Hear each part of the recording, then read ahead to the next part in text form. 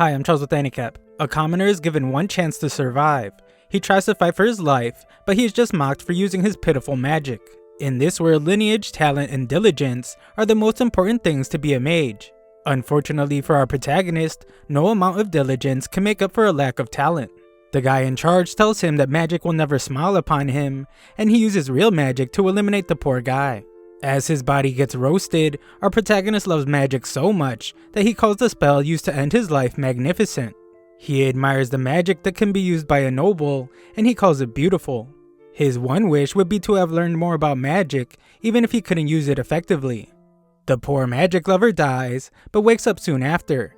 He finds that he is surrounded by giants, and tries to defend himself with the fireball, but his hands are tiny. Surprisingly, his fireball attack works. Outside, a huge celebration is held, as it is announced that the Salem Kingdom's 7th prince has been born. Our protagonist has been reborn as Prince Lloyd, and everyone is in shock when they see how much damage the little baby's fireball did. Years later, Floyd has grown up a bit, and he hides from his maids. He is asked to go on a raid, but our boy is too busy trying to escape from these maids. The knights decide to just let him be, since unfortunately for Lloyd, he is much younger than his brothers, so that puts him out of contention for the crown. One of the knights doesn't think that gaining the kid's favor would be worth the effort, but the other knight explains just how wrong he is. Floyd is amazing since he could speak shortly after birth. He was reading spell books instead of picture books. Also, like a true gentleman, Lloyd refused to drink milk from the source. Most importantly though, this guy thinks that Lloyd might be the reincarnation of the great mage known as William Bardot. William is known as the father of sorcery, so this just sounds ridiculous. Lloyd confirms that he was reborn, but he was actually just a commoner in his past life. He has no clue why he was reborn, or why he was so lucky to become a privileged 7th son of a royal family. Floyd doesn't actually care about standing or glory, and he's just following the same philosophy he had in his past life. Finding out how much awesome magic can be discovered in the world is all Floyd cares about. His new life comes with a huge library for the little nerd to enjoy, but Sylpha the maid stops him. The two immediately start sparring, but Lloyd doubts that he needs to learn the way of the sword because he has no shot at the throne anyway. Sylpha is quick to point out that there is more to life than royal succession. She was put in charge of Lloyd's education 3 years ago, and it has become her life purpose to teach Lloyd everything he needs to know, and that includes sword fighting. Lloyd realizes that the practice won't end unless he puts on a good showing, so Floyd attacks with more force. Sylpha is pleased to see that he's getting stronger every day, but Lloyd thinks about how she always holds back. Floyd is a magical genius, as he reveals to us that he's using control type magic to trace all of Sylpha's moves. From her point of view, she's pretty much just fighting a mirror image of herself. The mischievous little nerd thinks about how he's really just cheating, so he can go back to reading.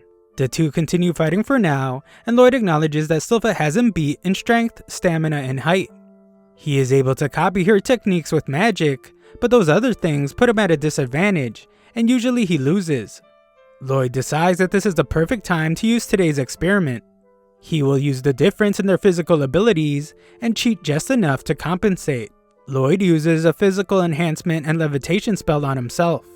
The difference is noticeable, and Lloyd uses a combination of physical attacks and magic to fight more evenly now.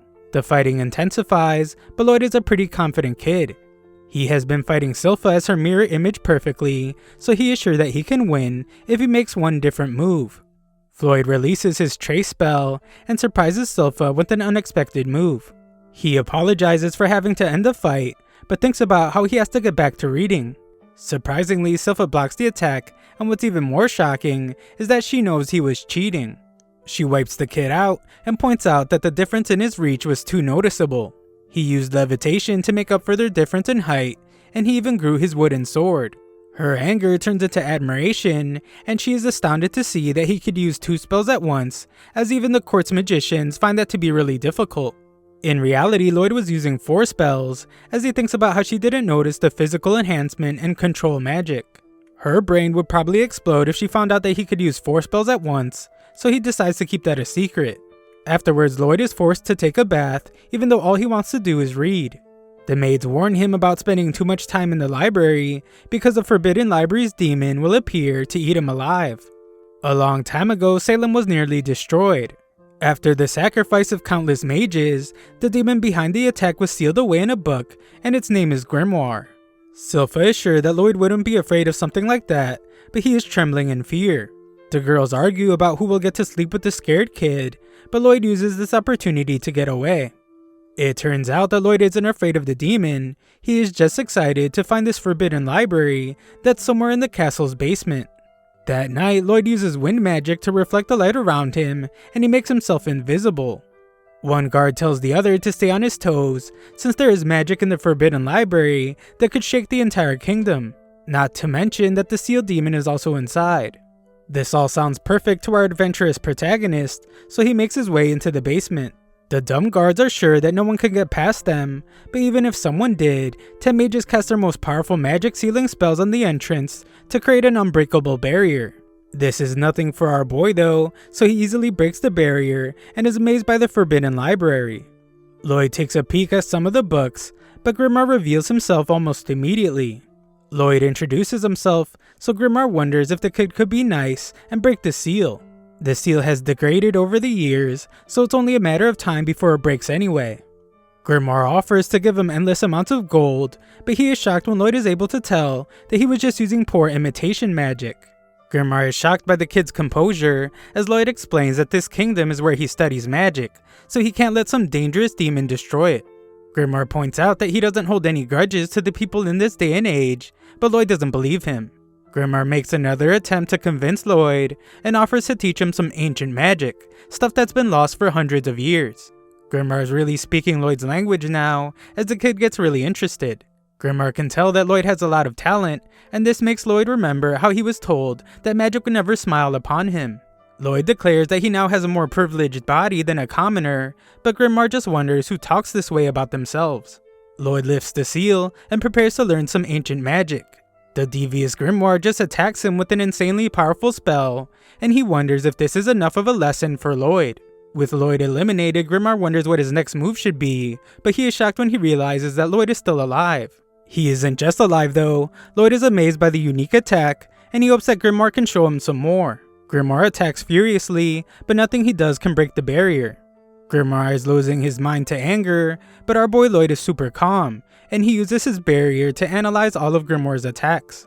This kid just can't help himself, as he wants to feel the attack, even at the risk of dying again. Grimoire is then absolutely stunned when Lloyd allows the magic to surround his finger. It's incredibly painful, but the magic-obsessed Lloyd can still admire its beauty. Lloyd asks for more, so the enraged Grimoire uses some time to summon an even more powerful spell. Synchronizing 2 incantations for a spell at once is generally impossible, and it's a special type of casting, only usable by a demon capable of having 2 mouths. Grimoire is screaming his brains out to unleash the most powerful attack he can muster, but our boy Lloyd is just analyzing the attack. Grimoire is shocked when his most powerful magic couldn't even scratch the barrier, and Lloyd admires how much effort it must have taken to get so powerful. Grimoire decides to run away from this crazy kid, but he's stunned to see that Lloyd put up another barrier. Grimoire assumes that he created it to keep him from running, but Lloyd reveals that he made a mistake a long time ago, so he made sure to be more cautious about everything moving forward. Grimoire prepares to attack again, but Lloyd is done analyzing his attacks. Lloyd powers up a powerful spell of his own, and demands that Grimoire show him what he can do on defense. Lloyd unleashes a massive fire attack, and Grimoire wonders where all this mana is coming from. It's too late though, as Lloyd's attack absolutely fries the demon. Lloyd points out that he didn't block the attack, but the demon just wonders who this crazy powerful kid is. Grimoire then bears witness as Lloyd restores the entire room after it had been blown to bits. Grimoire has never met such an amazing mage before, so he has started calling the kid Master Lloyd. Lloyd is amazed that Grimoire survived his attack, and this just makes a little psychopath curious about how much Grimoire will be able to survive. Grimoire doesn't want to feel the endless pain he would go through while Lloyd tests him, so he pledges himself to the kid. He offers to serve as his familiar, so Lloyd agrees. To not be found out, Grimoire transforms into the cutest animal he can, but he thinks about what he's really doing. He's using this cute exterior in the hopes that Lloyd will eventually let his guard down so he can get the drop on him. Lloyd tells the demon to get in his pocket, but Grimoire thinks about how that's a foolish decision. It works for him though, since if he gets that close to Lloyd, Grimoire is sure that he'll be able to control his mind and take over his body. Grimoire hops on, but he is stunned when he feels Lloyd's mana. Grimoire can't understand how it can be so dense, and he realizes that he won't be able to control a single finger on this monster. Grimoire doesn't think Lloyd is human, and he trembles in fear. Lloyd wonders if he's just cold, and Grimoire completely changes his tune to tell Lloyd that he can just call him Grim. Grimoire decides to be obedient for the time being, and Lloyd happily runs off to start doing some reading. Sometime later, we watch as the noble prepares for his day and makes his way through the mansion. In the library, Grim warns Lloyd that someone is approaching. Lloyd tells him to hide, and we learn that this noble is Prince Albert. Albert gives a demonstration of his power and amazes everyone when he's able to hit a target perfectly with his magic. Albert is the second prince of the Salem Kingdom.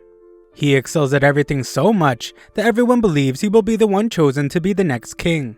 Albert has permission to access facilities like this one, and sometimes he invites Lloyd to come along. Lloyd is not able to use much of his magic in the castle, so he appreciates it when Albert invites him to the range. Lloyd is up next to give a demonstration, but he's not interested in the throne. Therefore, he does not need to impress anyone. Besides that, if he showed his true power, he would be forced to get involved in the power struggle between princes. Lloyd hates that idea since all he wants to do is research sorcery and peace. Grim wonders what he will do about the demonstration, so Lloyd explains that he will simply make his fireball curve so that they only graze the targets. Lloyd says it so simply, but Grim thinks that takes even more skill than just hitting the targets. Lloyd fires away and just barely grazes each one. Spectators are disappointed about it, but Grim thinks about how they should have realized how impossibly difficult it is to control magic so accurately. The magic-loving Lloyd doesn't pay them any attention, and just thinks about how he could improve his technique even more. Albert seems like he might know something, but he doesn't mention anything, and just says that Lloyd can stay while he takes a break. Lloyd couldn't be any happier, as there are so many things he wants to try. Lloyd wants to start by trying the dual incantation that Grim did, but Grim frantically tells him that it's impossible. That is an ability unique to demons that can form extra mouths. Lloyd thinks that he might have a solution though. He surprises himself when his idea works, but Grim is shocked and points out that no sane person would ever try incorporating a demon into their own body. Well, that's exactly what Lloyd did, so he tells Grim to try and cast an infernal fireball.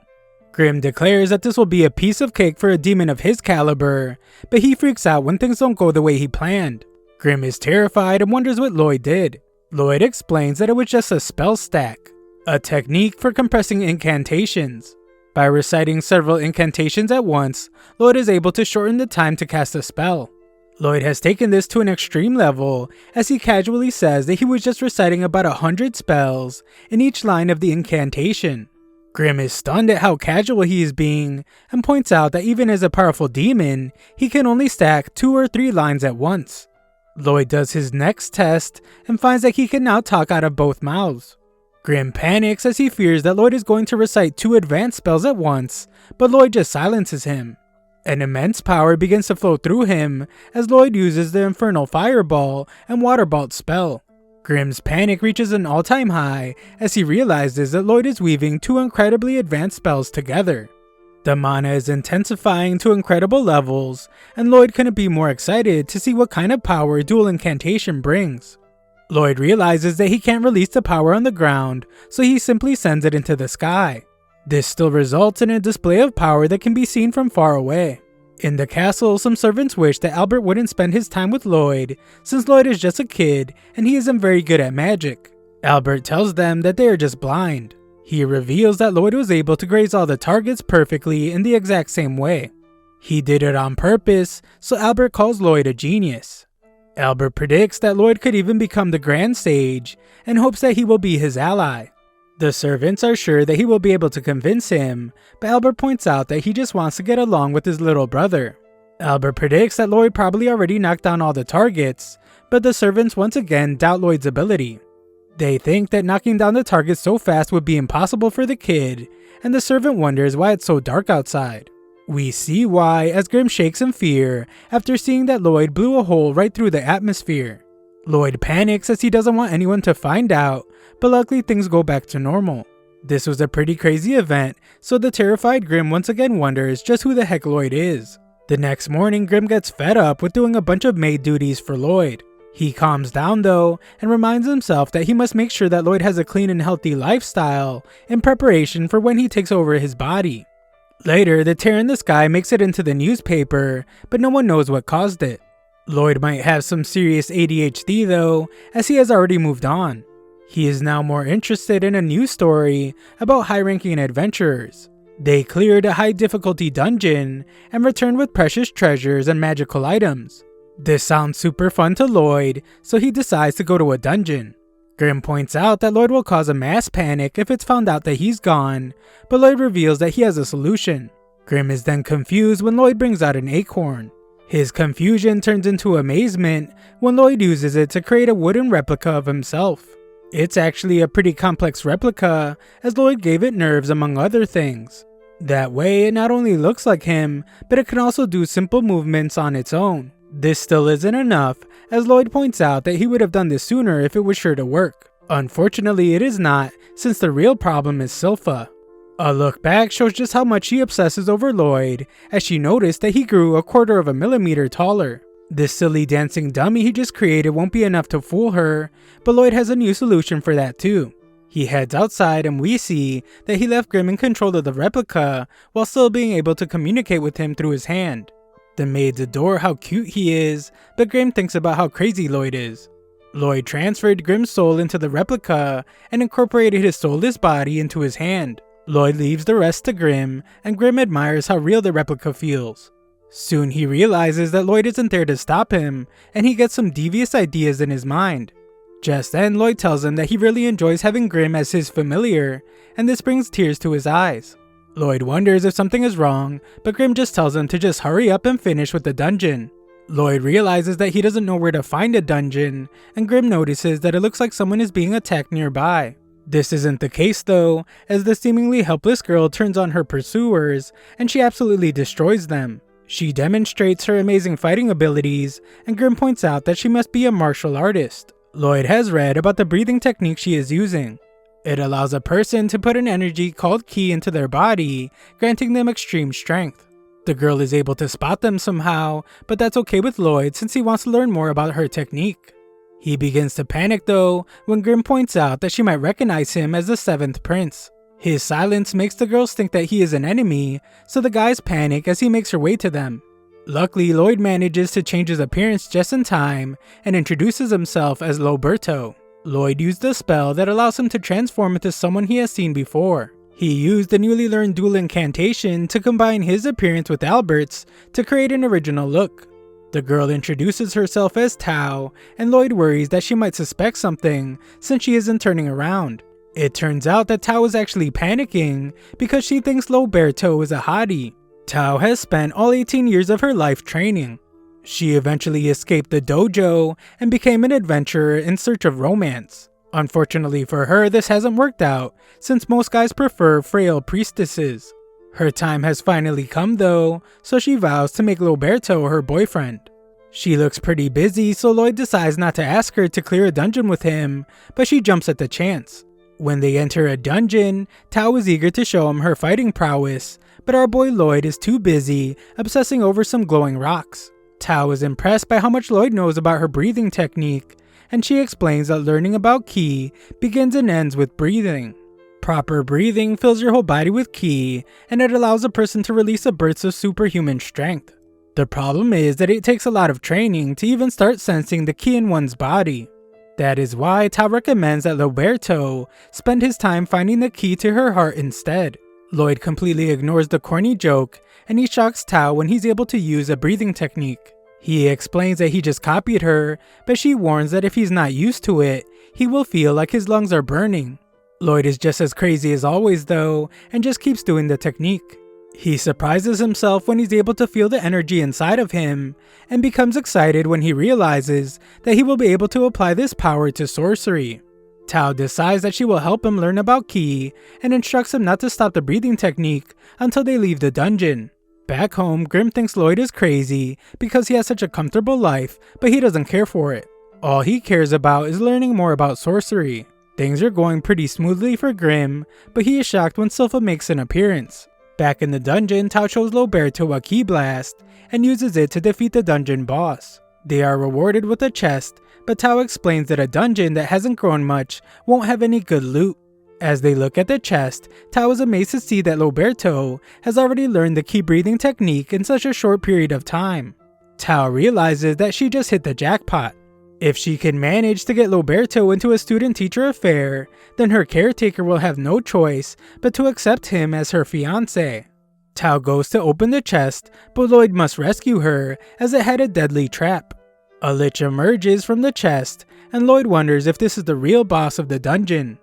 Tao acts like this lich isn't a big deal, so she tells Roberto to leave the dungeon while she takes care of it, but he would like to watch her fight. The situation is actually much worse than Tao is making it seem, so she apologizes to our boy and forces him out of the dungeon. She acknowledges that she might have broken a few of his bones, but that's better than him losing his life to the lich. Tao dodges the lich's attacks, but she thinks about how even A-ranked adventurers are no match for a lich. She isn't foolish enough to think that she can defeat it, so she decides to just buy enough time for Roberto to escape. Elsewhere, Lloyd is still flying from Tao launching him, but he's disappointed since there was a lot more he wanted to learn. Lloyd stops himself and wonders if he should go back. He is torn because he doesn't know why she sent him out of the dungeon, so he asks Grim for advice. Grim isn't responding, but when he does, he just tells Lloyd to come home and save him. Back at the fight, things aren't looking so good for Tao as she realizes that her life is about to end. She tries to back away, but she is shocked when the lich begins to speak. He explains that he eats the souls of adventurers to gain their wisdom and skills. He determines that Tao isn't worth eating because her key technique just boils down to low-level magic. However, he is interested in Lloyd because of how quickly he reacted to the trap. Tao points out that the lich and Roberto are nothing alike. Most people treat key techniques like a waste of time, but Roberto said he was impressed by it. The lich couldn't care less, so Tao attacks him. A barrier protects the lich, but Tao attacks it furiously while explaining that she has trained to use key techniques since she was 5 years old. Tao really shows just how angry she is, as she points out that she spent all her time training, so she never had the time to find a boyfriend. Her barrage of attacks ends with one final devastating blow, and she declares that all her frustration is why she shouldn't be messed with. Tao has used too much of her ki, so she can't even move an inch anymore, so things get really bad for her when the lich reveals that he is still alive. Tao used a full-power ki blast to destroy the barrier, but the lich reveals that it was pitiful. The full extent of her power is weaker than even just a single finger's worth of his magic. The lich adds insult to injury as he points out that she just wasted her life with all that training. He uses a spell to crush her with a magic shard, but the lich is shocked when Lloyd rescues her. Lloyd explains that he will be taking over, but he doesn't have much time, so he will have to end the fight quickly. Tao has no clue what's going on as she asks Roberto what he's doing there, but she sees that he has gotten very serious. Lloyd instantly flies behind the lich, and Tao is shocked to see him use the breathing technique. The lich is just as surprised, but it's because Lloyd used an air class spell called Full Sprint that should be impossible to do without an incantation. The lich attacks him, but he's in disbelief at how strong Lloyd's barrier is. Lloyd doesn't even seem interested in this monster, as he is really just focusing on perfecting the combination of ki and mana. He hasn't achieved it yet, but he remembers how Tao told him to focus. Lloyd takes in even more air into his lungs as he focuses, and he speeds up that full sprint spell. The lich thinks Lloyd is trying to get away, so he attacks him, but Lloyd is actually just breathing in more air. His barrier is getting in the way, so Lloyd just gets rid of it, but the lich thinks he was able to shatter it. The dumb lich thinks he has the upper hand, so he goes in for the final blow, but Lloyd dodges it all. Tao is shocked as she realizes that the lich's attack didn't break the barrier. Roberto did it himself, so he could draw in even more air to use an even more powerful ki technique. Lloyd continues to dodge attacks while also molding together his ki and mana. Lloyd shocks everyone watching when he uses this new power, but Lloyd isn't satisfied with it. He makes a slight adjustment and laughs like a maniac as he unleashes a barrage of attacks on the lich. The psychopath demands that the lich not give up since he is having fun and there's a lot more stuff he wants to try out. The lich can't comprehend what's going on as he thought that Lloyd was just a mage. The kid isn't using any incantations though, and Lloyd's simple ki techniques are somehow matching the lich's sorcery. The lich takes some damage and realizes that Lloyd's techniques are actually overpowering him. Lloyd sharpens his attack even more, so the lich prepares to defend against it with the barrier, but it's no use.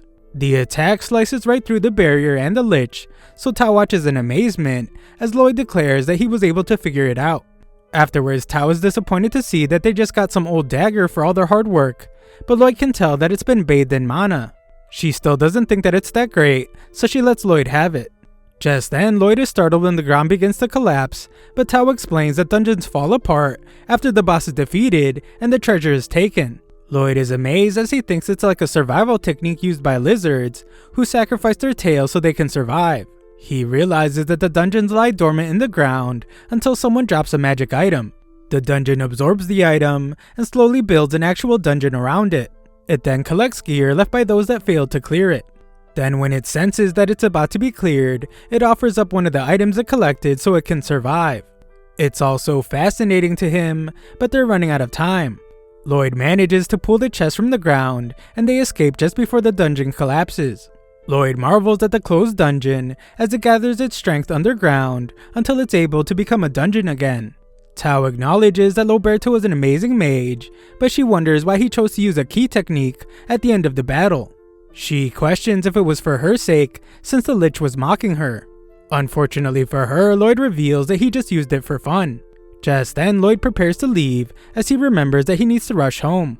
Tao thinks about how the key technique Lloyd used is so advanced that she can't even use it, so she declares that she will train hard to become a fascinating girl for the next time they meet. Lloyd says that he will train hard too as he leaves, and Tao hopes to become the kind of girl who can catch his attention. Just then, she remembers that she doesn't know how to contact him, but it's too late. Lloyd arrives home shocked to see Grim in bad shape. Silpha took the fake Lloyd for training, but she was startled by how weak he had become, so she vowed to make him strong again. Grim now sobs as he didn't stand a chance at making it through the training. Grim is disappointed to see that Lloyd spent so much time away just for a crappy sword, but Lloyd explains that it's actually quite the treasure. He puts it in some hot water and scrapes it to reveal that it really was treated with mana essence. Mana essence is hard to come by, and enchantment spells are difficult to do. Mana essence is used to write magic formulas onto a weapon in order to strengthen it. However, if it fails, then both the essence and the weapon are wasted. Since mana essence is so hard to find, Lloyd decides to analyze the ones he scraped out the knife so they can make some themselves. He uses a purification spell to reveal its components, which end up being oil, silver, and something called hematite. Hematite is made from powdering a monster's core, so it's pretty rare, but they can make some from the dungeon chest. All that's left is oil and silver. Lloyd's father gives him some silver coins, and he wonders what his son will buy with it. Lloyd and Grim then head to their hideout, where they melt the silver. Afterwards, Lloyd makes a bet with Silpha. If he manages to land an attack on her, then she will give him oil. Lloyd surprises her with some magic, and prepares to win the bet, but he loses track of her. Silpha reveals herself and wins the fight. She kindly still gives him the oil, since she is just glad that he isn't as weak as the other day. Grim spies on them, so he is insulted because that was actually him that she is calling weak. She shouldn't have been able to beat him even if he wasn't using magic, so he wonders just what kind of mage she is. Silpha then admires just how impressive Lloyd is at just 10 years old. He excels with the sword and with magic, so she predicts that he could become Knight Commander when he grows up. Lloyd just thanks her for the oil, and she wonders what he plans to cook with it. Lloyd and Grim head back to their hideout to add the oil to their concoction, and they finish making the mana essence. Next up, he asks Albert for some weapons so he can test his enhancement magic. Albert thinks it's adorable how much Lloyd loves magic, so he asks his troops which one of them wants his adorable little brother to strengthen their weapon. They all eagerly offer their swords, but they only do it because Albert practically ordered them to. In reality, they're not too excited about it, since enchantment is so difficult that it rarely goes well. Even worse, Lloyd is just 10 years old, so the guys assume that he will just end up breaking all their weapons. Grim listens to how much they are doubting Lloyd, and he gets really upset. We then watch as Grim assists Lloyd, and angrily declares that they're going to enchant the heck out of the weapons and make them unstoppable. Lloyd then uses what they made to write the enchantment called Boost Power. Lloyd acts like a mad scientist, and Grim is shocked as Lloyd is applying 3 layers of boost power. This kid is a lunatic, as he's filling every tiny spot he can find with spell formulas. Of course, the sword breaks as the steel it's made from couldn't withstand the spells he was adding to it. Lloyd realizes that enchanting is really hard, but Grimm encourages him to keep trying. After several failures, Lloyd finally manages to get the hang of it. Afterwards, Lloyd returns to Albert with 50 of the 120 swords he was given. He apologizes for breaking 70 of them, but in reality he thinks about how he actually succeeded in enchanting 80 of them.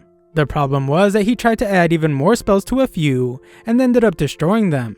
Albert is in absolute disbelief, since even a first-rate enchanter only has a success rate of around 10%. It's so unbelievable that the troops don't think he was able to enchant the weapons at all.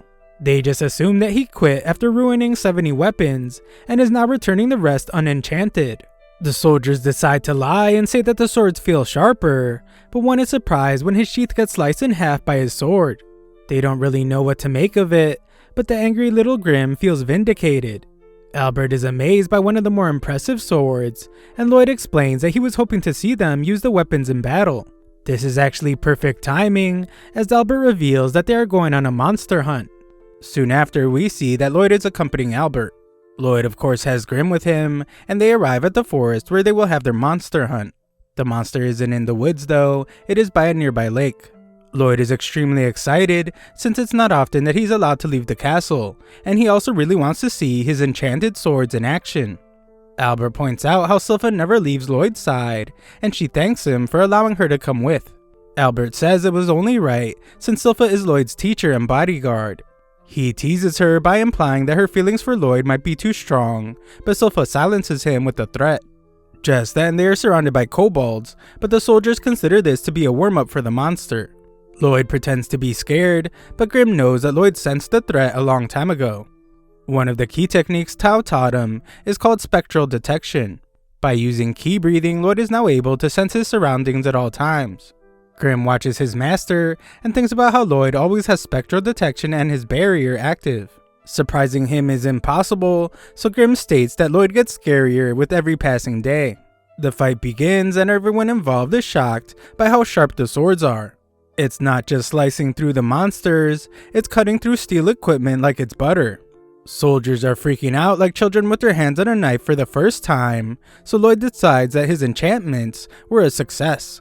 Albert thinks so as well, and he tells everyone that his little brother is an enchanting prodigy. Silpha agrees as she stands over a pile of monster corpses, but Lloyd points out that he didn't even enchant her sword. Just then, one kobold tries to attack Lloyd, but Tao appears out of nowhere to take it out. Lloyd almost messes up by calling out to her like he's still Roberto, but he stops himself just in time. Tao noticed that Lloyd was using key breathing techniques, but she came because she thought she sensed Roberto. Upon closer look, she also sees a lot of resemblance between Roberto and Lloyd. Just then, Silpha eliminates another monster. She commends Tao for her assistance, but threatens her not to be so forward with Prince Lloyd. Tao points out that she sensed that monster coming, and key techniques are not to be underestimated. Tensions rise between these two, so Albert calms them down and invites Tao to join them. That night, Tao is shocked to learn that Albert is a prince. Albert looks like Roberto too, but not as much as Lloyd, who she is looking for now. Lloyd hides nearby and realizes that Tao's proficiency with Ki has made her really sensitive to it. He was using spectral detection, and that must be how she found him. Lloyd decides to hide in his tent, but for some reason Silpha was in there changing. Lloyd says that he doesn't need her to protect him, but Silpha disagrees as she doesn't like how the new girl is chasing after him. Tao barges in on them, so Silpha calls her an idiot, and Tao calls Silpha a perverted maid. The two argue, so Lloyd uses this moment to get away. Albert calls Lloyd a lady killer, and points out that Silpha has changed a lot since she started looking after Lloyd. She sees a lot of maturity in Lloyd, but Albert warns that relationships with women can be complicated. Just then, the girls notice that the soldiers are watching them a little too closely. They knock them all out, so Lloyd hears Albert's message loud and clear. Tao explains that she was hired to clean up an old shrine, so Silpha tells her to hurry along. They almost start arguing again, but Albert interrupts and says that Tao's ability to sense danger is very helpful. He would like for her to act as a lookout for them overnight, but she points out that they won't need one, as the monster has arrived. The monster is a bear wolf, so Silpha tells Lloyd to stay behind her. The monster begins attacking, and Lloyd points out how bear wolves are incredibly fast for how large they are. Lloyd tries talking to Grim, but the little guy is distracted as he seems to recognize the shrine. Tao manages to save some soldiers, but this monster is really tough. Albert has had enough, so he draws his sword. He apologizes to the wolf, but explains that local villagers are suffering because of it. Albert uses his sword while reciting an incantation, and he releases an incredibly powerful attack that destroys the monster. Everyone is amazed that he took it out with just one attack, but Albert points out that his attack is not normally that powerful. It was only possible because of the enchantment that Lloyd applied to his spellbound sword. Lloyd thinks about how he added a little extra to Albert's sword, but Grim isn't even paying attention. He is extremely worried and reveals that there is a demon sealed in the shrine nearby. Just then, everyone is shocked as the bear wolf is somehow still able to move. Other monsters appear out of nowhere, and a voice begins speaking to our group. It is upset that they harmed one of his minions. The voice reveals itself from within the bear wolf and introduces himself as the demon Pazuzu. He vows that they will pay with their lives, and he sends his minions to attack. They are easy enough to slice up, but the problem is that they can instantly heal. Tao rescues Albert, and he has determined that the demon is controlling all the minions. Lloyd wonders if this demon is an acquaintance of Grim's, but it's not. Grim explains that Pazuzu is able to transmute his mana in order to control the monsters. This makes the monsters think that he is their master, but in reality his mana just acts like strings to control them as puppets. He can also supply mana through the strings, which is why the monsters are able to regenerate. Grim very seriously declares that things will get bad if Pazuzu is not taken down. However, Lloyd doesn't really care, and just wants Grim to teach him mana transmutation. Silpha wishes Tao would hurry up and do something, but Tao points out that Silpha isn't doing anything. Grim tells Lloyd that this isn't the best time to try and learn something, since the others are really fighting for their lives. Lloyd is sure that they will be fine though, and insists that Grim teach him. As Pazuzu watches the fight, he points out while some of his opponents have skill, most of them are only surviving because of their weapons. Pazuzu then begins to insult Lloyd by saying that he ran away like a scared baby. Silpha is clearly not liking what he is saying, so he tells her that it must be a lot of work for her to look after a pathetic waste of flesh like Lloyd. This clearly pushes Silpha over the edge, and Tao is terrified of her when she notices. Silpha excuses herself from Lloyd's side, but he doesn't care as he's still busy learning stuff. Pazuzu keeps trash talking, but Silpha starts firing back. She says that all the minions smell really bad, and the only thing worse is Pazuzu's breath. She has decided that Pazuzu's interfering with Lloyd's fresh air, so she must end his life. Silpha casually draws her sword, but Pazuzu explains that they have no chance of leaving alive. He is supplying the minions with mana, so they will continue to regenerate with no end. Demons have no shortage of mana, so he won't run out either. Pazuzu thinks that he made Silpha cry, but she once again says that it's his breath. Just then, Albert gets worried when the demon attacks her, but she is more than okay because she cut off all the monster's feet. She suggests that he leave the furball he's controlling behind, and warns that he will lose faster if he doesn't. Just then, everyone notices that the minions have stopped moving, and they are regenerating slower. This is because the demon is focused on regenerating its own bearwolf. They might have a chance to win whenever the demon does this, so Albert tells Silpha to keep injuring him. She prepares to do so, but Pazuzu thinks they are just foolish. Nearby, Grim finishes giving his lesson to Lloyd. He explains that Pazuzu must have a serious knack for mana transmutation, since it's not easy to do, even for a powerful demon. Grim tries to give a demonstration on mana control, and explains that a good place to start is by adding color to it. After that comes shaping and adding sense. Grim even struggles with it, but he is shocked when Lloyd reveals that he shaped his mana into a flower and even added a scent. Grim can't believe that he made it so perfectly already, and they both take a moment to enjoy the smell. Meanwhile, Pazuzu's in great distress as Silpha's giving him a beatdown. He can't figure out how she leaves no openings, and he wonders how someone like her could be a mere babysitter. Silpha borrows one of the soldier's swords and admires it because it was enchanted by Lloyd. Her obsession with Lloyd has made Pazuzu become interested in him, so he declares that he wants to dissect him. The demon shows off his immense speed, but he continues to insult Lloyd, which just makes Silpha even angrier. The demon consumes her and mocks her for being a stupid human that fell for his provocation. He is stunned though when Silpha is still alive, and she slices the wolf bear's body in half. She declares that this is her family's dual blade art and follows it up with another called Diving Sparrow. This slices the monster's head right off, so Pazuzu tries to point out that she is just a maid. Unfortunately for him, this isn't true, so Silpha uses another art to completely destroy the wolf and expose the demon. Everyone is absolutely stunned by her power, and Lloyd realizes that this is what Silpha looks like when she gets serious. He admires her and memorizes this moment by shaping his mana into her.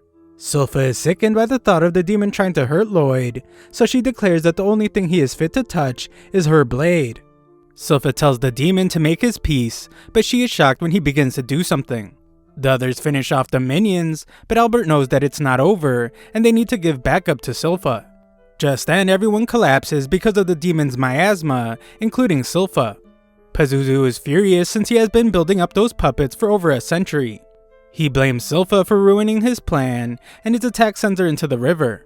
Albert wants to help her, but his strength is being depleted. Pazuzu reveals that this is his miasma of domination, and all those who inhale it fall into his clutches. Silpha points out that this must be why it smells so bad, so Pazuzu gets upset that she never stops the insults.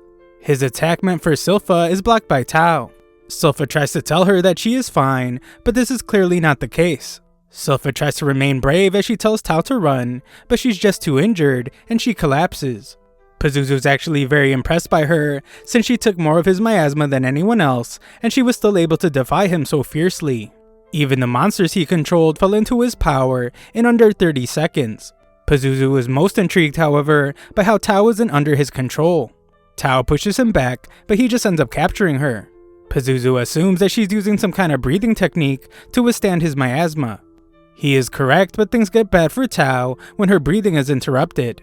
Pazuzu points out that she could have just run away, but this weirdo assumes that she stayed because she wanted to become his minion. Tao pushes the demon away again and states that there is a hottie that she's waiting for. She is done messing around, so this time she uses an incredibly powerful attack.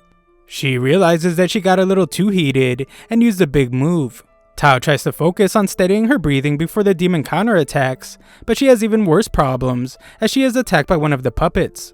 She is shocked that they have already regenerated, and the demon wonders who this hottie is that she was talking about. Pazuzu gets tired of all the talking, so he uses his maximum domination miasma. He figures she will surely be under his control now, but Tao had just realized something. The hottie she has been talking about is a lot closer than she thought. She can still sense him through all of Pazuzu's miasma, and it's giving her hope. Pazuzu still has no clue who she is talking about, so Tao reveals that the hottest guy is coming to destroy him. Unfortunately for her, her time is up, and the puppet monster consumes her. Pazuzu then turns his attention to Silpha, as she will make a great addition to his minions. He knows that getting her under his control will be difficult, but her strength justifies the cost. Pazuzu plans to use tons of miasma on her, and Lloyd realizes that that must have been how he was able to control the bear wolves. Pazuzu is pleased with himself as he reveals that he eliminated their parents and used his miasma to replace them in the minds of the pups. Pazuzu compliments himself as he declares that no one can defy his domination. Lloyd calmly says that Pazuzu was awful, so Pazuzu is shocked when he finally realizes that Lloyd is somehow able to move around in his miasma. He demands to know how this is possible, but Lloyd doesn't even know. Him not knowing is even more shocking, but Pazuzu is left in disbelief again when he realizes that Grimm is a demon. He can't understand why a demon would be protecting a human, and Pazuzu insults Grimm for looking so cute. Pazuzu calls him a shame to demonkind, but Grimm still tries to give Pazuzu some advice as a fellow demon. Grimm stops himself though, as all the insults just make him want to see Pazuzu get torn to pieces. Pazuzu sends his terrifying demons to attack, but Lloyd is just excited about testing out his newly learned mana transmutation ability. There are a ton of monsters though, so Grimm tells Lloyd that he will have to put out a decent chunk of his mana. Lloyd decides on what the right amount is, and Grimm is amazed since he has always had a hard time adjusting his own mana output. Lloyd visualizes something gentle and warm, so Pazuzu is shocked when Lloyd easily takes away his influence over the bear wolves. Grimm calls them all pushovers, but Lloyd points out that he might have fallen under his mana's influence as well. Lloyd has one of the bear wolves spit out Tao, and he's glad to see that she is okay. Pazuzu is still in disbelief because of how Lloyd was able to convert all his mana into a field of flowers in an instant, and he assumes that Lloyd must be an amazing sorcerer. Pazuzu tries to control his minions again, but Grim points out that it's too late. The Bearwolves have already remembered their pride as monsters, and the fact that Pazuzu eliminated their parents. The angry Bearwolves attack Pazuzu, and Lloyd is amazed to see how they attack in a pack. They are extremely powerful this way, and puppets could never recreate this kind of attack. Pazuzu shows that he's still a powerful demon, and punishes the Bearwolves for attacking him. He doesn't regret eliminating their parents, and he insults them by calling them mangy mutts. Pazuzu's real upset now, and points out that this is what happens when someone tries to defy him. He explains that it doesn't matter what kind of spells Lloyd uses, they will be ineffective against a demon. Lloyd remembers that Grim said the same thing. He said demons can't be eliminated by magic, so Grim explains that it just has never happened before. Pazuzu then declares that he will show them his true power now that he isn't supplying the minions with mana. Lloyd isn't even listening to him, as he is now just fascinated by why magic can eliminate demons. He assumes that demons are just really difficult to eliminate completely, but this just gets this crazy kid even more excited to find out what it would take. Pazuzu is then absolutely horrified by the dark power that emanates from Lloyd's body, and Grim points out that this is why Pazuzu's mana never had an effect on Lloyd. Lloyd decided one day to hide his power to avoid unwanted attention, and keeping it restrained all the time is actually a lot of work. Grim explains to Pazuzu that his mana was never going to be enough to even touch Lloyd. Pazuzu and Grim are both demons, but there's nothing they could ever do with their mana that would come close to comparing to Lloyd's power. Lloyd is a little psycho as always, as he's really happy that he has a demon to test out all the spells he has been wanting to try. Demons supposedly can't be eliminated by magic, so Lloyd can cut loose without any restraint. Pazuzu trembles in fear as he can only wonder how Lloyd has such an absurd amount of mana. He wonders if he's having some kind of terrifying nightmare, and he is shocked when Lloyd tries to put a barrier around him. Things get really terrifying for him when he realizes that this is not a fight for Lloyd.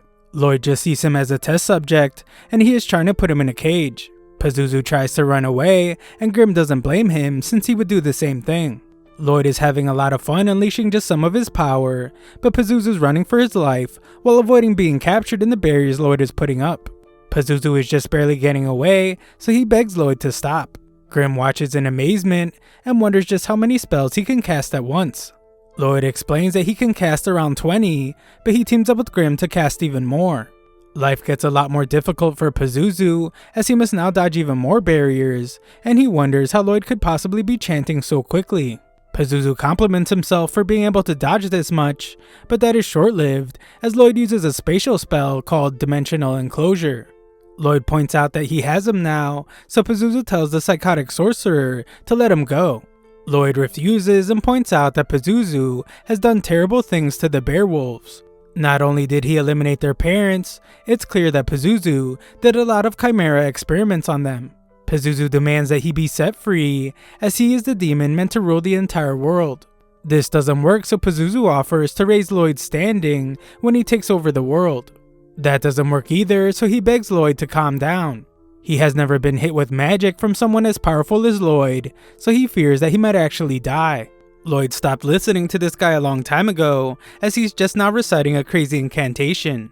Pazuzu continues to beg for his life, but it's too late as the magic is already in motion. Lloyd estimates that he is currently activating 240 spells per minute. Lloyd is amazed by how beautiful it looks, so he decides to continue doing this for another 30 whole minutes. However, not even just 5 minutes later, Lloyd fears that the demon might already be dead.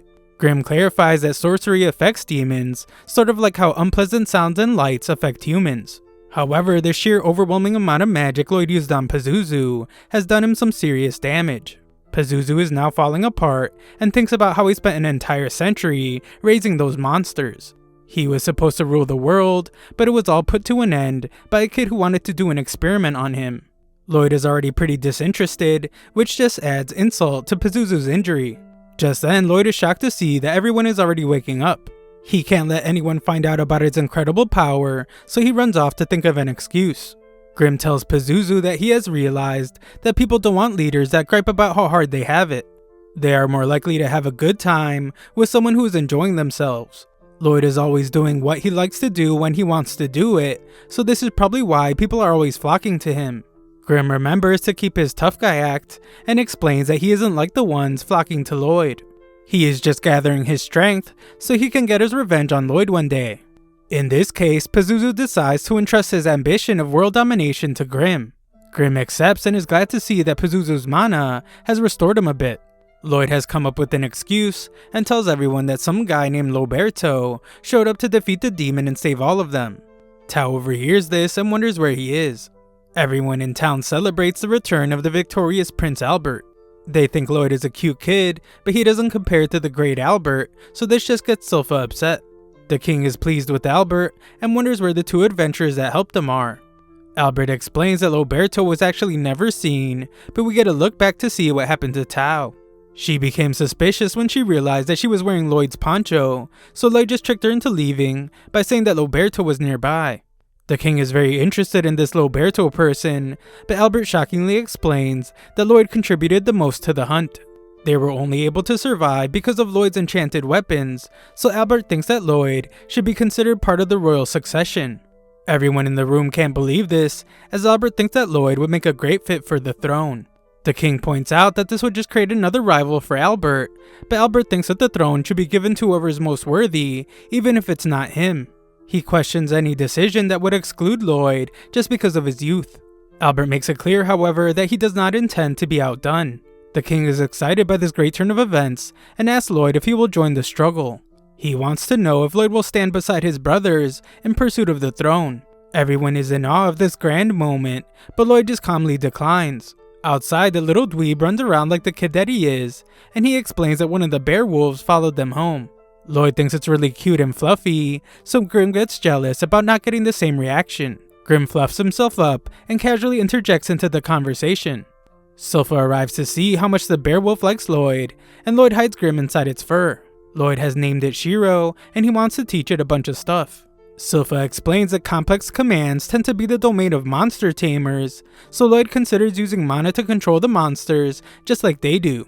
Grim is amazed by Lloyd since he turned down a chance at the throne so casually. Lloyd always just cares about magic, and he is a true magic maniac. The king watches nearby and thinks that Lloyd rejected the offer because he is so modest.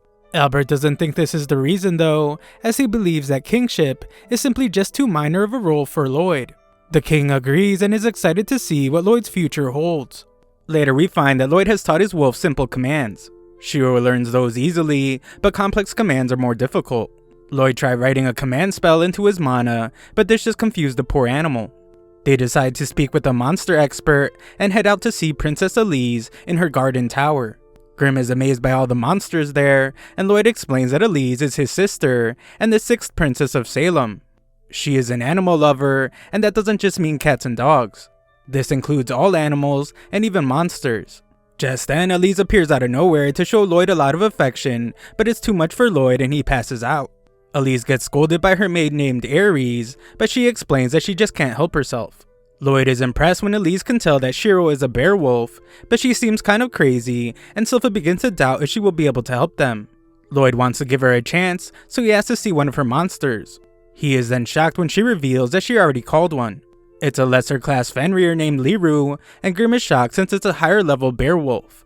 Lloyd can't believe that this monster was able to slip past his presence detection, but what's even more shocking is that Lloyd has no clue when Elise issued the command. The Fenrir knew to sneak up behind them, and it even took Silpha's headband. Clearly Elise gave it some complex orders, and she did it without even showing any indication. This excites Lloyd greatly, so he begs Elise to teach him how to speak to Shiro. Elise confidently explains that it won't be easy, but Lloyd prefers when things aren't simple. Elise agrees to teach him, but she shocks everyone when she reveals that the key to speaking to animals is love. She declares that love will help him understand any monster, and this is demonstrated when the animals in her tower go to hug her. Ares thinks it's pointless to try and learn from Elise since she is simply a prodigy, but Elise declares that anyone can learn. Elise gives another demonstration, but this time the animals go a bit overboard with everyone. Silpha is shocked to see that Lloyd seems to be taking an interest in love, and she imagines Lloyd asking her to teach him more. In reality though, Lloyd just realized that he was trying to issue orders to Shiro, but his sister wasn't giving her animals any commands. Instead, she was just sharing her will.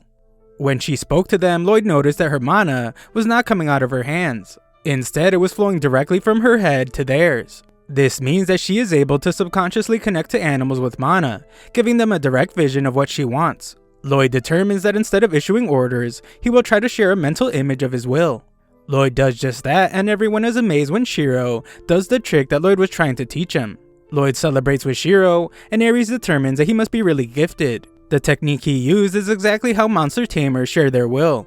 Sylpha is also impressed, but a bit disappointed that it didn't go how she thought it would. Elise is upset as she points out that it's supposed to be love, not complicated sharing will stuff. Lloyd explains that love actually plays a huge role in the technique. He goes even more in depth, which just makes everyone fall in love with him. Lloyd is glad that he finally figured out how to connect with monsters, and Sylpha declares that it's time he put that much effort into his sword training. Luckily for Lloyd, Albert appears as he needs to speak with the boy. The two argue about who will take Lloyd, and Albert explains that he wants to introduce him to someone. It's Lloyd's older brother, the fourth prince named Dion. Dion heard that Lloyd enchanted Albert's sword, but he shocks them when he explains that he finds that very hard to believe. For this reason, he has decided to find out if Lloyd is just full of it. Albert gives a little history about how Dion studied smithing abroad, which is why he's interested in enchanting. Dion has had enough of the chit-chat though, and he explains that he has everything ready to test Lloyd's enchanting ability. As Lloyd begins the process, Dion very much doubts that he will succeed. Enchantments are an advanced enough skill as it is, but Lloyd applying one to a spellbound sword like Albert's is just insane. That's beyond even what they could manage abroad. Dion predicts that he will have to teach Lloyd a lesson for lying, but he's absolutely stunned when Lloyd is finished.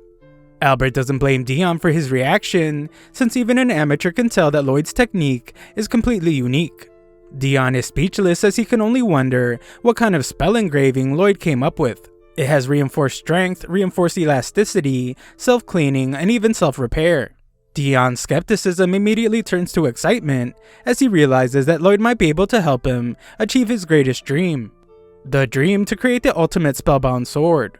Weapons enchanted the normal way just can't compare to what he has in mind. Dion wants them to engrave the spell onto the weapon while forging the steel. This will allow them to apply more advanced magic than normally possible. They will be able to create a super weapon that's only possible from an enchanter and smith working together. Dion reveals that he was always really into sorcery growing up, but it didn't work out because he had no talent for it. However, spellbound swords are awesome because anyone can swing one, and they can do cool magical type stuff. His goal is to turn their country into one where everyone can use magic by wielding spellbound swords. Lloyd doesn't care too much about any of that, but he's very interested in the production process. Lloyd agrees to help, so Dion explains that he wants to make a sword that shoots fire when it's swung. To do this, Lloyd recommends that they use the enchantment called Pyrolance Insinis. The problem is that its casting formula requires 14 parts, and a spellbound sword can only hold a max of 5. Lloyd's solution to this is to compress that formula into 2 parts. Lloyd compresses it and prepares to apply it to the steel that Dion is forging. The two of them are shocked though when just the application shatters the steel. Lloyd tries to brainstorm some solutions, but the steel keeps breaking. Lloyd feels bad after wasting so much mana essence, but he can't figure out what's wrong. Just then, Grim notices something about the mana essence and brings it to Lloyd's attention.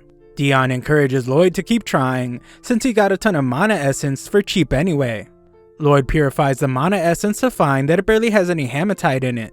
Enchanting spellbound swords requires a much higher concentration of hematite, but this stuff is made from monster cores and it's pretty rare. Dion doesn't have any, so Lloyd figures he will have to sneak out to hunt monsters in a dungeon again. Just then, Sylpha comes up with the idea herself for them to go to a dungeon. Lloyd points out that a prince like him isn't allowed, but Sylpha explains that the king changed his mind after the monster hunt incident.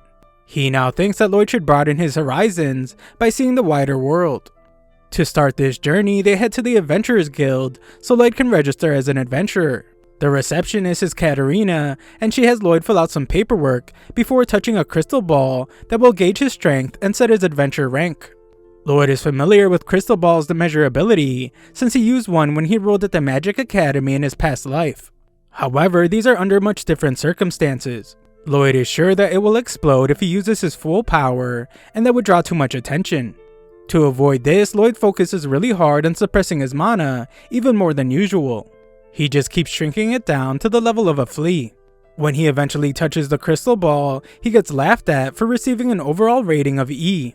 Katarina isn't laughing though, as she is shocked to see that Lloyd's magic rating is an A. That's comparable to an experienced sorcerer, which disappoints Lloyd since he thought he compressed his mana down to 1%. Katarina then declares that Lloyd is the most promising new adventurer since the one known as the Silver Blader. The other adventurers get furious though to hear her compare the two. The legendary Silver Blader tore through countless dungeons like a demon, but suddenly disappeared. They think that a legend like her should never be mentioned in the same breath as an E-rank nobody. Silpha explains that they want a dungeon quest, but those require at least a single B-ranked adventurer to be involved. Silpha decides to re-register, but one of the guys thinks that she should just go with him. After Silpha teaches him a lesson, Katarina tells him that he hit on the wrong person, as Silpha is actually the legendary Silver Blader. She explains that re-registering involves a 2-level demotion to C rank, so that won't work. Just then, Tao arrives willing to help out. Silpha doesn't even acknowledge her though, and declares that they will just head home. Tao insists on helping, and explains that she went from dungeon to dungeon searching for Loberto. Visiting all the dungeons caused her to get strong enough to be A-ranked. Tao now offers her assistance in exchange for getting her a date with Albert. Katarina recommends a dungeon quest, while Silpha takes Lloyd's cloak back. Lloyd is amazed by Silpha's legendary past, and she explains that it was from when she was very young. What she remembers most was her failed attempt at bringing down some deadly foes. They are called the Assassin's Guild. This trio then makes their way through a dungeon, and they find a chest. Back at the forge, Albert goes to see Dion. Dion explains that it will take Lloyd a couple more days to bring the materials they need, but Albert seems concerned by how long it will take. This makes Dion realize that a war is approaching, so he tells Albert to just wait a little longer. Once Lloyd returns, they will be able to mass-produce spellbound swords to use in battle. Albert explains that they shouldn't worry about fighting, since he just brought them together so they could get along as brothers again. Albert hopes that one day their weapons will help protect the kingdom, so he encourages them to keep trying. Just then, Dion explains that they should come soon, as Lloyd has returned with the monster core. As they make the sword, Dion has come to realize that Lloyd is an amazing kid. Albert is already aware, as he believes that there's nothing the kid can't do. This is proving even further when Dion tests out the spellbound sword they made, and it causes the Magicless Dion to do massive destruction. Lloyd realizes that he might have went a bit overboard with this sword, so he will have to tone it down in the future. The sword produced by the brothers is then named D-Lord. That night, Lloyd gets some much needed rest. He realizes that Albert has been really busy, so he wonders if something big is coming. Just then, Lloyd senses something in the garden. It's a very strange feeling, almost as if there's a hole in space. Shiro is really perceptive, but he hasn't noticed either. Lloyd wonders what it could be, and we see a mysterious person outside. Just then, the girl outside is shocked when Lloyd instantly appears before her. Lloyd is eerily calm, so she tries to escape, only to find that she is trapped. Lloyd explains that he only wants to have a chat even though she is a trespasser. The girl uses some strange power and apologizes as she never wanted to have to use it against a child. Lloyd quickly detects that it's a poison, but he is shocked when his purification magic doesn't work against it. Her attack causes a great deal of pain, so the girl apologizes again and reveals that nothing can purify her poison. Lloyd thinks about how Purify can handle all known poisons, so what she is using must be an unknown toxin. What's most incredible is that she is transmuting the nature of her poison with mana. There are rare individuals who are born with a special type of mana. Those who have particularly threatening abilities are feared and known as the Blighted. The girl confirms that she is the Poison Blighted, known as Ren the Poison Moth. Lloyd is then shocked when Ren breaks his barrier, and he realizes that she must have weakened it with her poison. Ren assures him that he will be okay since he didn't take in that much of her poison, but he will definitely be in pain for the next couple of days. Ren says goodbye as she leaves, and Lloyd is amazed by how well she hid her presence. Grimm arrives to point out that this is no time to be impressed, but Lloyd explains that he is fine, as he is constantly healing himself. Grimm wonders why he didn't stop the girl, so Lloyd explains that he'd rather let her guide him to their hideout. Grimm has no clue who they are, so Lloyd reveals that Silpha told him about the Assassin's Guild, and he's pretty sure that Ren is one of them. They are a group of 6 assassins that all have bounties on their heads. What Lloyd is most excited about though, is that they each have their own special abilities. Lloyd tracks where she went, so Grimm can't believe that he's able to detect the undetectable girl. Lloyd explains that her presence is like a tear in space, so it's pretty easy to follow her when you know that. Lloyd goes after Ren, and Silpha arrives late to the party. Elsewhere, Ren is scolded for not eliminating the person that found her. Ren reveals that she did get some information though. She found out that they are mass-producing spellbound swords, so they must be preparing for war, but this just gets one of the assassins upset. He tells Ren to stop acting like their leader Jade, since he is long gone. Ren argues that Jade will come back, but they are told to stop arguing as they are being watched. Lloyd reveals himself, but Ren is shocked since he should still be poisoned. The assassins have heard that Lloyd pretends to be unremarkable, but in reality he is actually really powerful. None of that matters though, as Lloyd has found them, so he cannot be allowed to leave. This crazy kid hears this and decides to lower his barrier, which makes Grim wonder how insane he can be. Lloyd explains that he's facing opponents with unique abilities, and it would be a shame if he didn't get to sample them. Lloyd uses his trace ability to mimic Tao's fighting technique, and tells the assassins to bring it on. He fights off the first challenger, and the guy is impressed that he knows martial arts. Lloyd can tell that this guy's really flexible, and the assassin reveals that he can even twist his entire body enough to fit through the tiniest spaces. This is just like a rodent, so he is the warp-blighted, known as Babylon the Giant Rat. Lloyd is in awe as this guy's body is as unique as it gets, but there's no time for admiration as someone sneaks up behind Lloyd. The guy says the word sink, and Lloyd is stunned when his body becomes really heavy. The guy's name is Crow the Dark Raptor, and the mana in his words makes him the Cursed Blighted. The big guy attacks next, but Crow is then the one to be shocked as Lloyd uses brute strength to overcome his curse. Lloyd gets caught in a trap, so the big guy introduces himself as Galil the Spider. He is the Web Blighted, as he can transmute the mana around his body into a sticky substance. Lloyd manages to break free and admires how their abilities are just as unique as the rumors say. He is then attacked by some girl, but Lloyd dodges her attacks easily. Just then, this crazy girl stabs herself in the leg, and Lloyd somehow takes damage on his leg. The girl reveals that she is Talia, the 100 Pains, and she is able to share damage with anyone she sees. She is the Pain Blighted, and Lloyd can only wonder how her ability works. The introductions are over, and Talia is glad to see that she was able to teach Lloyd what fear is. She is shocked though when Lloyd reveals that he is not afraid. What's even more surprising though is that Lloyd was able to heal both their stab wounds instantly, even though they pierced all the way through. This kid really shows how crazy he is, as he begins to wonder what will happen if he injures Talia. Healing himself healed her, so he wonders if any damage he does to her will be reflected back to him. Lloyd uses enhancement magic to make blades from some torn cloth, and uses trace to mimic Silpha's fighting technique. The little psycho now tells the assassins to get ready, as he wants to see how well they can defend. The assassins realize that he looks just like a swordswoman that traumatized them before, and they become terrified. Lloyd begins his attack, and the assassins are shocked to see how proficient he is with both swords and martial arts. What makes it even more hard to believe is that they heard that Lloyd was just a magic prodigy. Lloyd nearly slices Babylon in half, but he is impressed when the giant rat relaxes his body at the moment of impact to disperse the damage.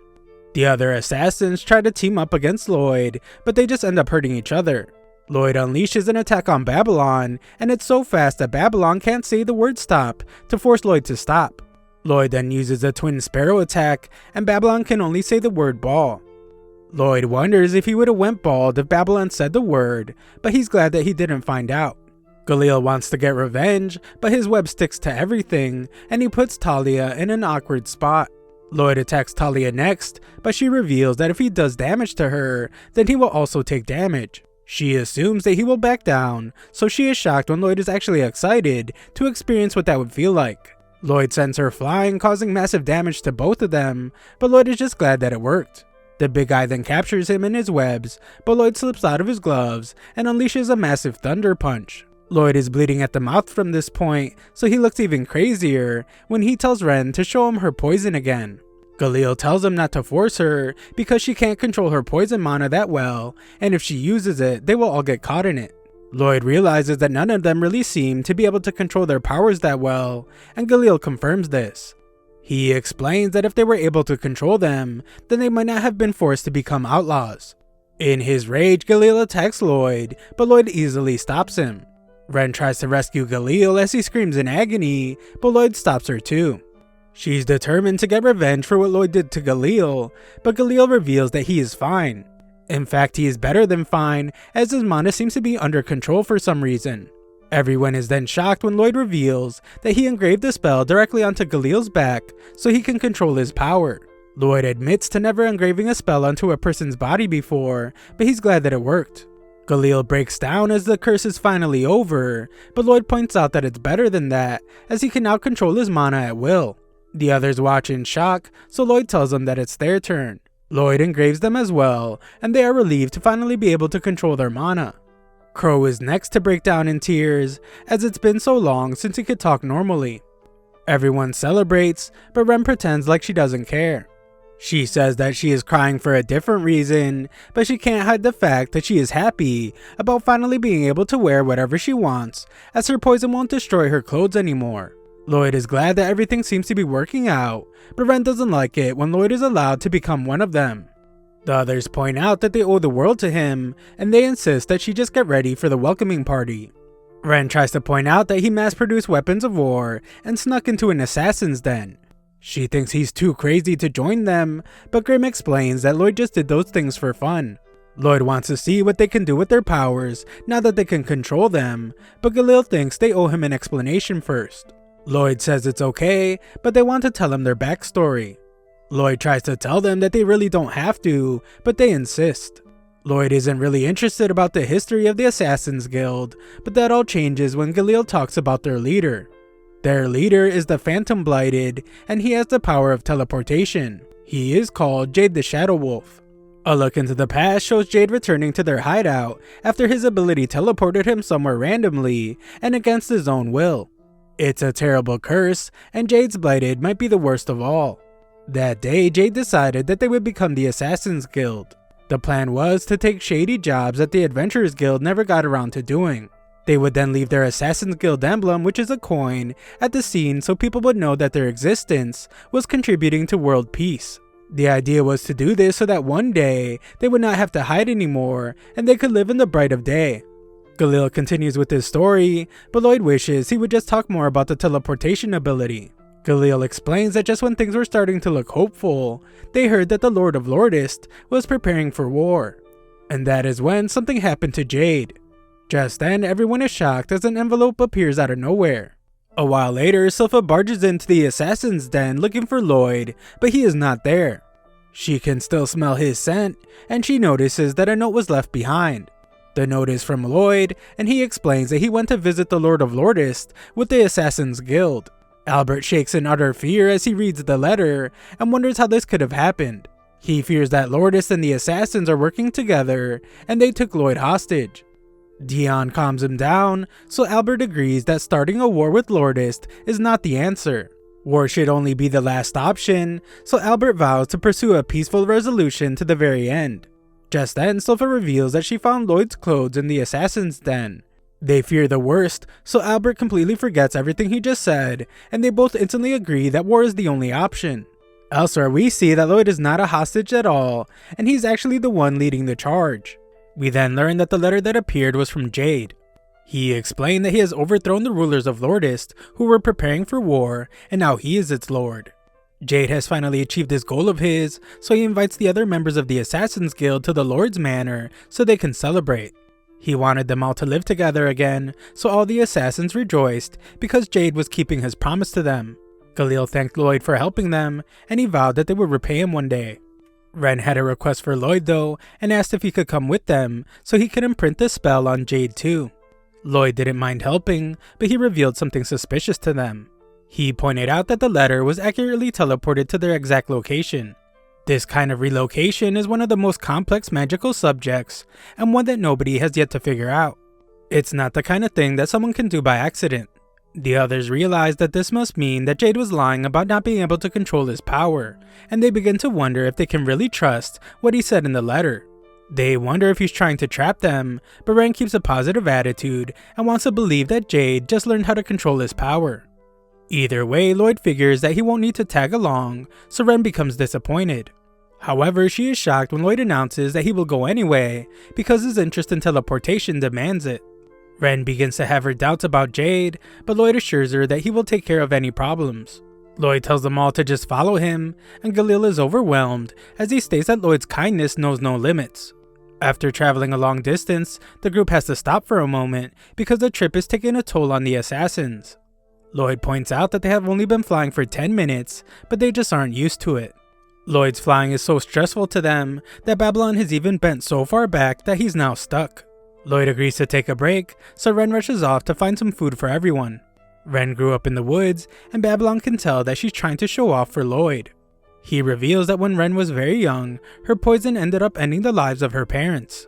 She was living in the forest all alone, and Jade was the one who reached out to her. We then get a look at when Jade first brought Ren to their hideout. The others were terrified by her wild behavior because she was growling at them, but Jade told them that she would be okay. He promised that he could teach her how to get along, and Ren seemed to understand. Jade wrapped her up so her poison wouldn't hurt them, but the others still worried about it. The happy-go-lucky Jade just thought that she smelled like flowers, but he ended up getting poisoned. The others were certain that Ren couldn't be around other people, but Jade vowed to live with Ren no matter what. As Jade held her over his head, he asked for the others to help him raise her. Talia agreed to make Ren some clothes, and Galil stated that he would be her teacher. Even Babylon pitched in by trying to make some food that could neutralize poison, and Ren teared up as she was touched by their gestures. Jade came up with a spell to suppress her poison, and they implemented it into her new clothes so that Ren could officially join them. Ren was overwhelmed with emotion, and Jade has been like a big brother to her ever since. Lloyd admires the spell that Jade put on her clothes, and he says that he would like to meet him. Grim is shocked to see Lloyd showing interest in another human being, so this must mean that Jade is pretty powerful. A while later, Ren shows everyone the stew she made, but it's not very appetizing. They want Crow to use his cursed speech to make it taste better, but Ren stops him with a poison punch and demands that they try it first. The others convince her that Lloyd won't like her stew because he's a prince, but they are shocked when Lloyd starts slamming it down. It turns out that Lloyd was dead broke in his past life, so he used to eat much worse food, and the stew actually tastes pretty good to him. The others like Lloyd a lot more for this, so they follow his lead and start eating the stew. Ren was actually never able to cook before because her poison would always get in the food, so she's really happy now, and she hopes that Jade will be able to taste her cooking. Another look back shows that Jade told everyone that the guild was reconsidering the bounties on their heads. Everyone celebrated about one day being able to live normal lives, but Jade revealed that he had to confess something. He initially told them that he was just some random outcast, but in reality he is the third son of the Lord of Lordist. Lordist is ruled by his family, but they are pretty evil. They plan for war every day like a bunch of bloodthirsty animals. Jade was looking for a way to stop the war, so that is why he formed a group of assassins. Jade admitted to manipulating them, so he apologized. Jade thought that he was dropping a major bomb on them, so he was surprised when they said that they already knew. Everyone is pretty calm about it, but Ren was in utter shock. Everyone explained that they all have their own pasts, but what matters now is that Jade has given everyone hope for a better life. They were all excited about helping Jade eliminate his evil family, but Jade declared that he wanted to do it on his own. If the guild found out that they helped him, he was sure that their bounties would skyrocket. Jade couldn't let that happen, so he wanted to handle it alone. Jade states that his body is cursed, his family is a curse, and his entire life has felt like a curse. However, he feels blessed to have met all his friends. Everyone begins to tear up as Jade explains that he would like to live with all of them for the rest of his life, but he can't. His family's going to start a war someday, and he can't just sit back and ignore that.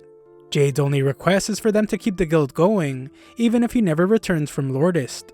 However, if he succeeds at his goal, then he will become the ruler of Lordist, and he promises to make it a territory where Blighted can live happily.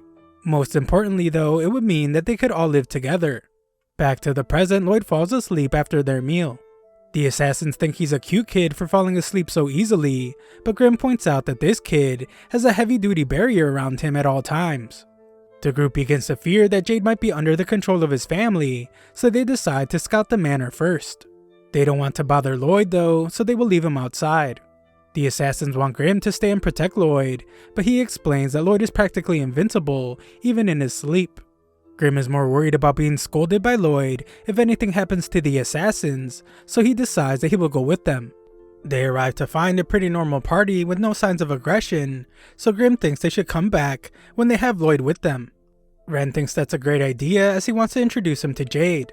Galil agrees and seems to remember that Jade mentioned being interested in the 7th prince before. Just then they are found by some weirdo, and he announces their arrival to everyone. The assassins feel out of place as they never learn their manners. Grimm decides to go get Lloyd, but Ren is nervous about seeing Jade and asks him to stay. Just then Jade arrives and all the assassins get really emotional.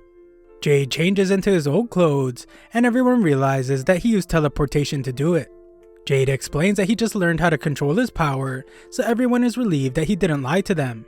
Grimm encourages Ren to speak to Jade, and everyone gets emotional when she can't find the right words to say to him.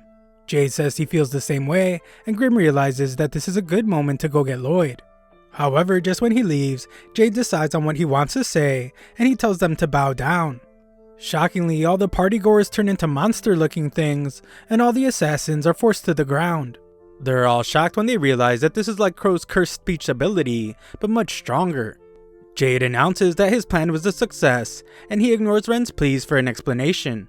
Jade promised that he would bring some blighted to the monsters, and this evil guy has forgotten Ren's name. Just then, Grimm launches an attack on Jade and tells the assassins to run away. He considers telling them to get Lloyd, but realizes that the situation is so bad that they should tell Lloyd to run away too. Grimm has discovered the truth behind what's going on, but before he can say anything, Jade launches him far away with just one kick. Jade thinks it's laughable that a mere demon would try to interfere, so he calls him an imbecile. Back in the forest, Grimm lands near Lloyd, and he is terrified by the nightmare that has unfolded. He has realized what Jade is after, and he calls the assassins poor bastards. Back at the manor, Ren begs for Jade to explain what's going on, and the monsters mock her for being a stupid human. Just then, demons emerge from the monsters' bodies, and Jade explains that he brought them from the netherworld. It turns out that this guy isn't Jade at all, and his real name is Gisarmi. He's from the netherworld, and he came to this region because he desperately wanted something. The thing he wanted was actually Jade's body, and the teleportation ability that it holds. Ren is then horrified when Gisarmi explains that Jade is dead because he took over his body. Gisarmi makes it worse by explaining that it took him months to wear down Jade's mind. He torments Ren by saying how Jade screamed in agony as he hollowed out his heart. Ren becomes furious, but Gisarmi just silences her. The evil Gisarmi now tortures them as he explains that Jade begged him not to hurt his friends. He cared about them so much, and thinking about them was the only reason he was able to resist Gisarmi's control for so long. As Gisarmi's grip on Jade's brain tightened, he began to learn about the Blighted. Gisarmi realized that the bodies of the Blighted would be the perfect vessels for his demon army, so he decided to trick the assassins into coming. Jade knew this, so he decided to take his own life, knowing that it would eliminate Gisarmi as well. Gisarmi let him do it so he could feel the pain, but at the last second he healed their body. Gisarmi now mocks Jade for letting his determination go to waste, and all the demons laugh at him. Ren demands that he shut up, but Gisarmi keeps going. He explains that Jade tried taking his life in several different ways after that, reliving hell over and over again. This just caused his mind to erode faster, and eventually his mind took its leave of this world once and for all. Ren can't take any more, but Gisarmi doesn't care, and he crushes the gift that Jade gave her. The demons want to hurry up and take over their bodies, but Gisarmi tells them that they need to be careful. Their abilities are dangerous, and they all laugh when he explains that Ren ended the lives of her own parents with her poison. The other assassins become furious because they know just how much pain that caused Ren, and now this monster is using Jade's voice to mock her. They all desperately want to attack Gisarmi, but their bodies just won't move. Just before Gisarmi lets the demons start picking bodies, he notices a mark on Ren's body that wasn't in Jade's memories. Gisarmi uses cursed speech to force Ren to tell him who defaced his property, but he gets annoyed when she resists. Ren can only resist by biting down on her own lip, causing her to bleed, and Gisarmi realizes that she's doing it to protect her comrades. The tricky monster forces her to have a vision with Jade, and she tells him that she can control her poison thanks to a spell that someone put on her. Gisarmi nearly has what he wants, so he uses his cursed speech on her again, causing her a great deal of pain. He instructs her to sell out her friends by telling him who placed a spell on her, and she screams in pain. Just then, a light shines in the night sky, and all the assassins are shocked as a barrier surrounds them. Gisarmi tries to see what's going on, but it's too late as a massive attack crashes down onto the manor. This leaves a massive crater in its wake, shocking everyone, and Ren breaks down as she notices that Lloyd was the one that saved them. Lloyd answers the question that Kisarmi wanted to know so badly by revealing that it was him. Thanks for watching my recap. Subscribe to the channel to help us make the push to 700,000 subscribers.